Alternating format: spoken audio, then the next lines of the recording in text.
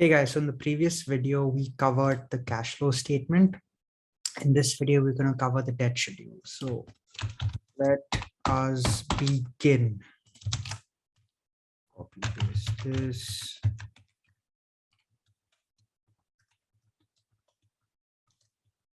Debt schedule. Okay. Beginning cash. CFI less interest plus equity raise plus cash. Some of these will be the cash available for debt down payment, right? So let's just format this.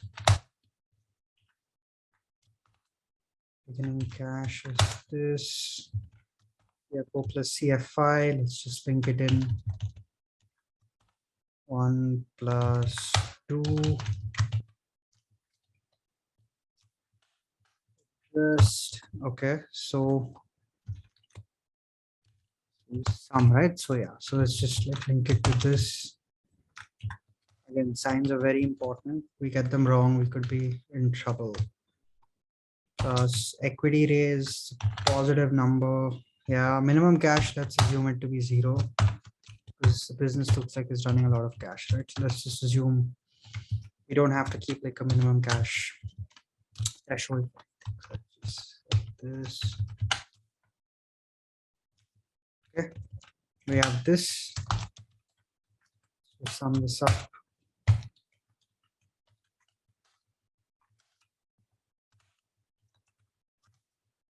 Okay, so this is the cash that we have available for debt down payment. Now let's schedule for debt, right? Beginning debt raise down ending balance, right? Remaining debt here. Let's go to the balance sheet. This. Let's just do it this way, right? Yeah. So it's becomes, just leave this here. 1 plus 2 minus 3 will be the ending debt balance, right? And we're not going to raise any more debt, right? If we required, we will pick it up through revolver, but let's assume that the existing debt, we're not going to raise anymore.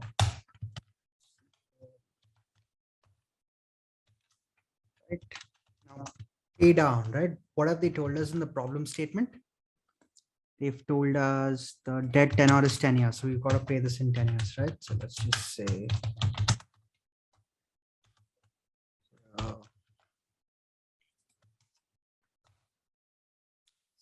10, right?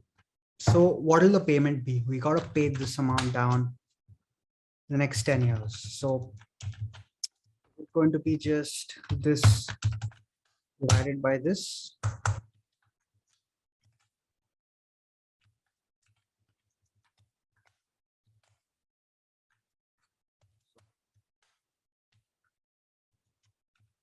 It's just going to be this divided by this.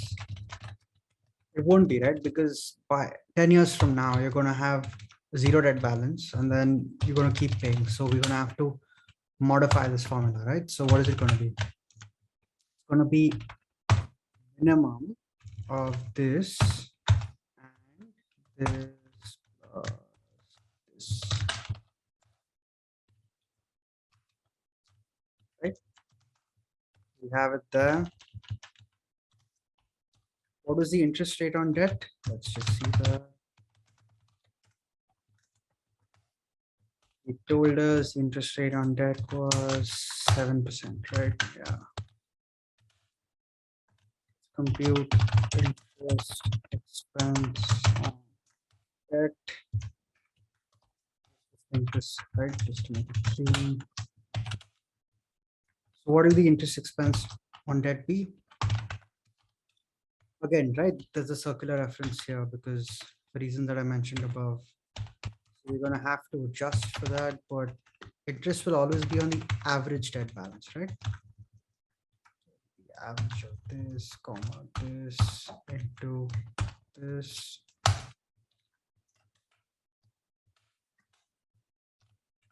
So we have interest expense on debt.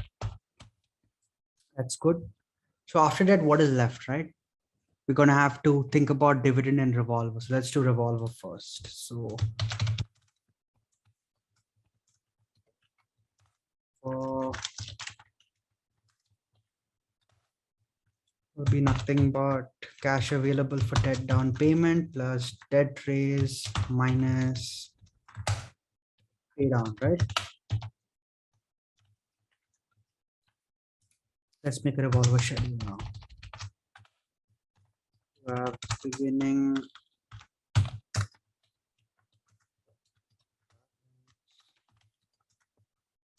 plus raise plus pay down, the ending revolver balance. So what is the beginning revolver balance? Let's just go to the balance sheet again.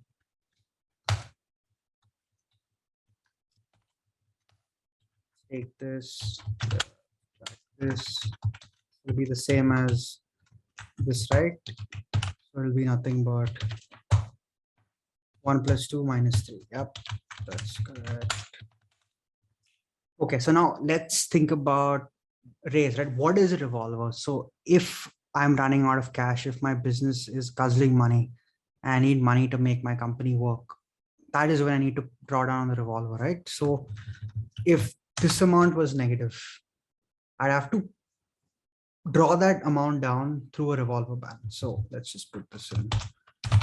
If this is less than 0, then minus this, else 0. Why minus? Because if that was less than 0, I have to draw down that much amount of money, right?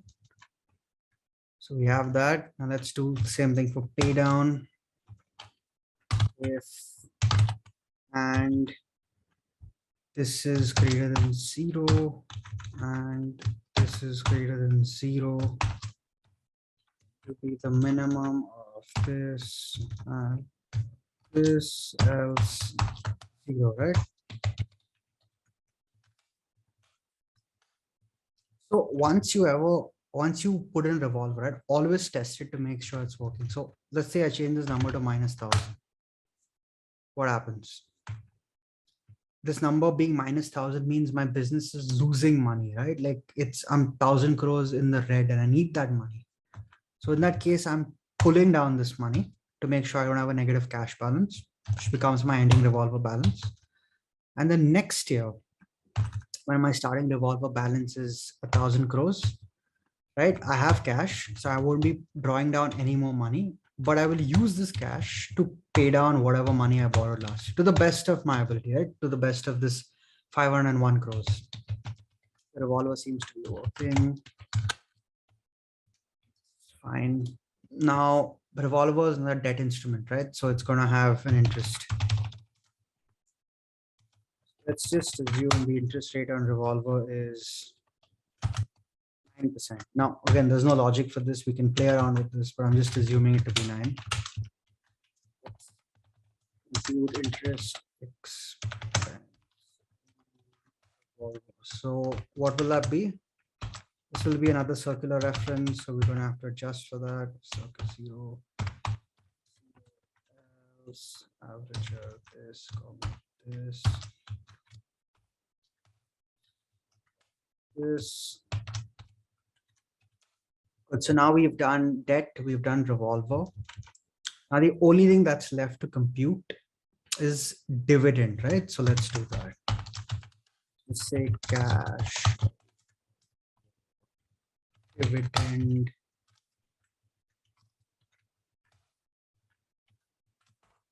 will be, what will it be, right? It'll be cash available for revolver plus revolver raise minus revolver pay down. This tells you the amount of cash you have in the business in a given year to pay out in dividend. Now, if you remember, if we go back to the problem statement, what did they mention? They said that all excess cash generated by this business should be distributed in the form of dividends. And this is the excess cash available in the system.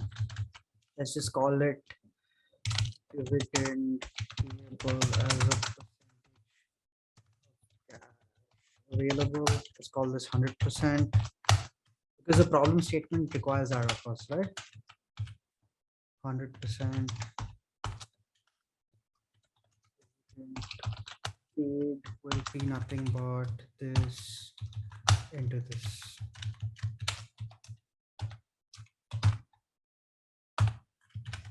Right? So now let's just go and link everything back, right? So 1 minute. Let's first link interest expense, interest income and interest expense, right? Interest, what is interest income? We got it over here.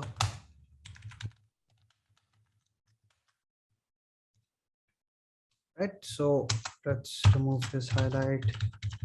Interest expense will be the sum of these two interest expenses, right? So it'll be interest expense on debt plus interest expense on revolver. Yep.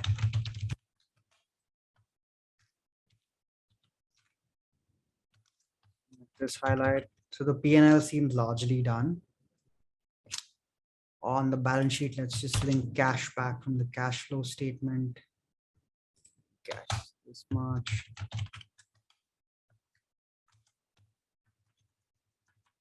Let's link debt back from the debt schedule.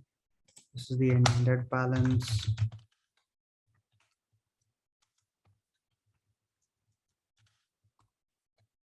Let's do the same with revolver.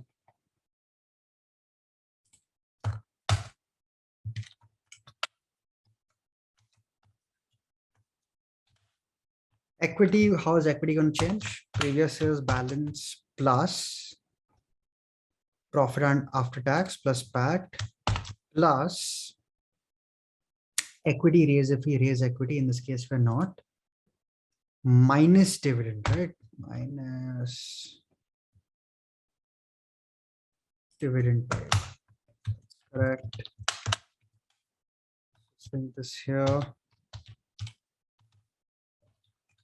Okay, don't worry about the negative signs. We still have to link a few things. Let's go back to the cash. So what is change in debt? Raise minus the pay down, right? That's it.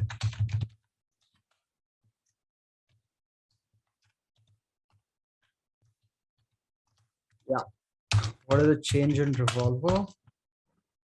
Same thing, right? Raise minus the pay down. That's it.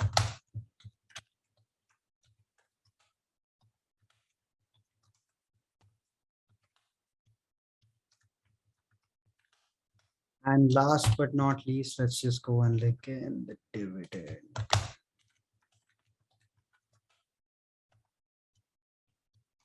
Right? Got it. So let's just go back to the balance sheet and see if it ties. So check, there's a check every year, which means a balance sheet ties. Don't worry about these. These are just because of the circ. These are very small numbers. Yeah, 10 days to minus 13. So it's fine. Save this like 10 times. It'll get done. So at this stage, we have a fully functioning 3-statement model for road toll asset. Next video, we're going to compute. We're going to do like a returns analysis and talk about the first part of the problem statement, right? When they talk about how if you dividend all this cash out and you assume a 20% rate of return on that cash, how much would you be willing to pay for this asset today? So see you guys in the next video.